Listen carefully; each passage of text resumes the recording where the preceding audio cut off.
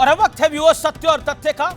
बाबा साहब भीमराव अंबेडकर वो महापुरुष है जिनके प्रति शायद ही किसी के मन में श्रद्धा भाव और सम्मान नहीं होगा, लेकिन देश में आजकल उस सम्मान के प्रदर्शन का एक बड़ा कंपटीशन चल रहा है। इसलिए यह सवाल अक्सर जहन में आता है कि अंबेडकर जी के प्रति किसके भाव असली हैं और किसके बिल्कुल पॉलिटिकल अर्थात सियासी। आज इसका फैसला आप खुद करिएगा, क्योंकि मैं आपके सामने सत्य और तथ्य रखूंगा। लेकिन फैसला करने से पहले कुछ सत्य और तथ्य देख लीजिए। बीजेपी के वरिष्ठ नेता डॉक्टर एचवी हांडे की किताब Ambedkar and the making of the Indian constitution में यह बड़ा दावा किया गया है कि शुरुआत में संविधान सभा के 296 सदस्यों में भीमराव अंबेडकर का नाम ही नहीं था, क्योंकि कांग्रेस की वजह से बॉम्बे अनुसूचित जाति संघ ने उनका साथ नहीं दिया था।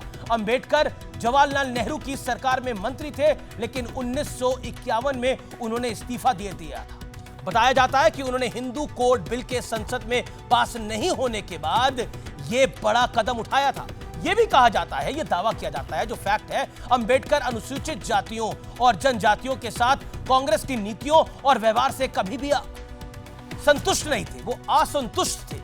1952 और 1954 में अंबेडकर को चुनावों में हार मिली। खुद पंडित नेहरू ने चुनाव में अंबेडकर जी के खिलाफ प्रचार किया था। जिन अंबेडकर जी को कांग्रेस आज भगवान गिन रही है, उन्हीं भगवान के खिलाफ पंडित नेहरू थे। क्या पंडित नेहरू उस दौर में गलत थे? ये सवाल कांग्रेस को कौन देंगे।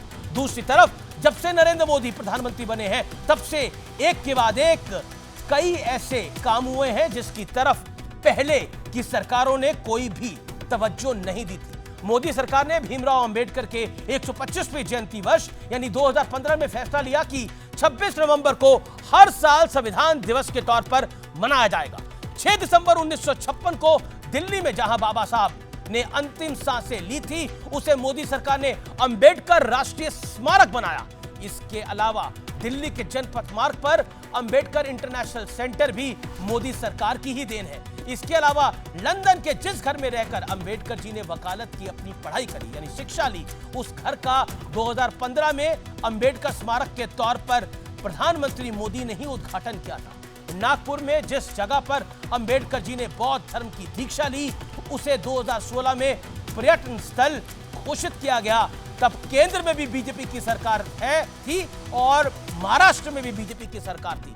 मोदी सरकार ने बाबा साहब से जुड़ी 5 जगहों को तीर्थ स्थल के तौर पर डेवलप किया है। और यह फैक्ट है, ताज्जुब इस बात का है कि जिस महान व्यक्ति ने भारत को संविधान जैसा ग्रंथ दिया है, लोकतंत्र का महाग्रंथ दिया है, उस व्यक्ति को भारत रत्न, आप हैरान हो जाएंगे, साल 1990 में जाकर मिला, जबकि पंडित नेहरू और श्रीमती इंदिरा गांधी ने उनके जीते जी भारत रत्न दे दिया गया था।